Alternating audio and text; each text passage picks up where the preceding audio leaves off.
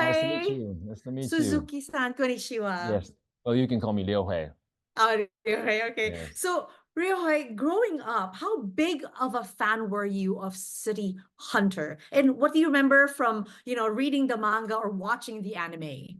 hmm Well, I was a huge fan, and I have lived all my life admiring him for more than 30 years. And I remember when I first fell in love with City Hunter was when I saw animation on TV, and then I started collecting comic books Mm-hmm. like this and like this. And then I started collecting every book about City Hunter, and the very first CD I bought was the soundtracks of City Hunter.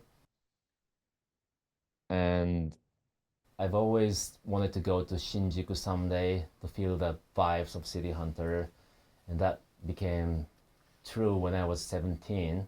And as far as I arrived in Tokyo. I went to Shinjuku, and I asked the guy who works for station, where is the message board? Because I want to write XYZ.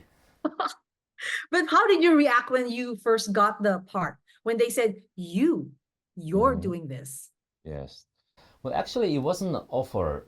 It was more like a green light, because the producer knew for a long time about my passion about making a live action of City Hunter. So they went to the studios and streaming platforms, and eventually, Netflix gave their hand.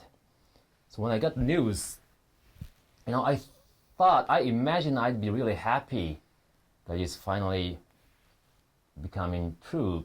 But actually, the reality was I felt tremendous pressure, because I never wanted to ruin the thing I love most in my life. There's always a possibility, and I've seen so many live action adaptation that goes disaster, you know. So that's why I decided to join the team, also, not only as an actor but also as a kind of advisor, as a representative for fans. So we made a script together. Yeah, and that was a great process of making a. Yeah. So you're definitely heavily involved with it. So City Hunter had several versions, including a Korean drama and then, of course, Jackie Chan's version. So how did you make sure that your version is going to be very different from theirs? Yes, well, our version, I believe our version is the most authentic version of City Hunter. And what I mean by authentic is it is the closest to the original comic book written by the author, creator Hojo Tsukasa. And of course, as I said, I love animation version too. But animation version is it's also adaptation. Many things were changed when they adapted into animation for TV, such as costumes, and there is, like there is no drugs called angel dust, which is a really key element in our show.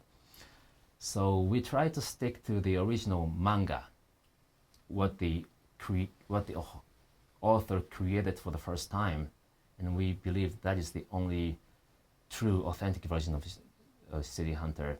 So I think that's the most different thing from all other versions of City Hunter.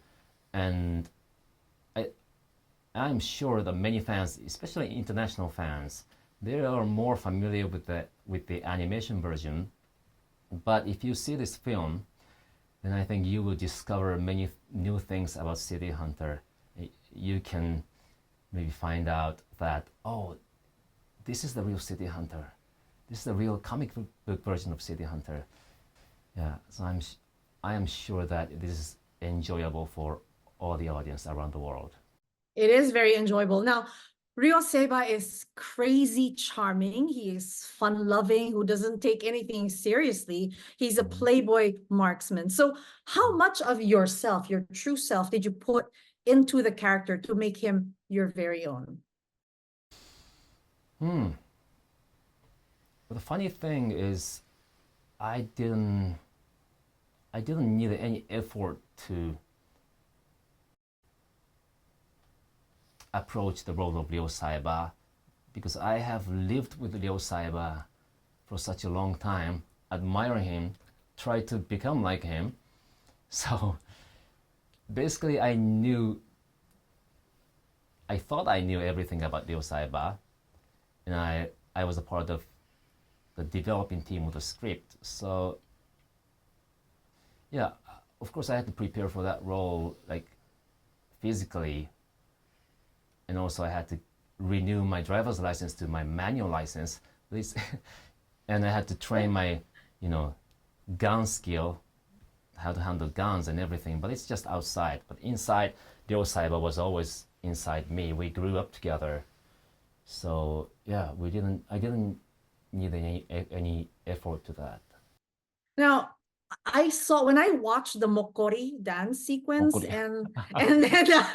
and then when you were wearing the horse costume Mhm. and the cosplay sequence, that really broke me. That really made me laugh. So how many times did you break character when you were filming those sequences? I can only imagine that you go to the side and just laugh your heart out.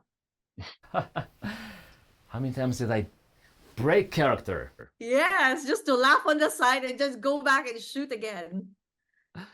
Well, I'd love to say there are many times, but actually, I don't like break character, especially when I play in a comedy scene, because I believe the more seriously you play, the funnier it gets. So I try to play as seriously as possible when I do comedy scene. But the funny moments come between the shoot, when I'm waiting for the next shoot, next cut, next take, I mean.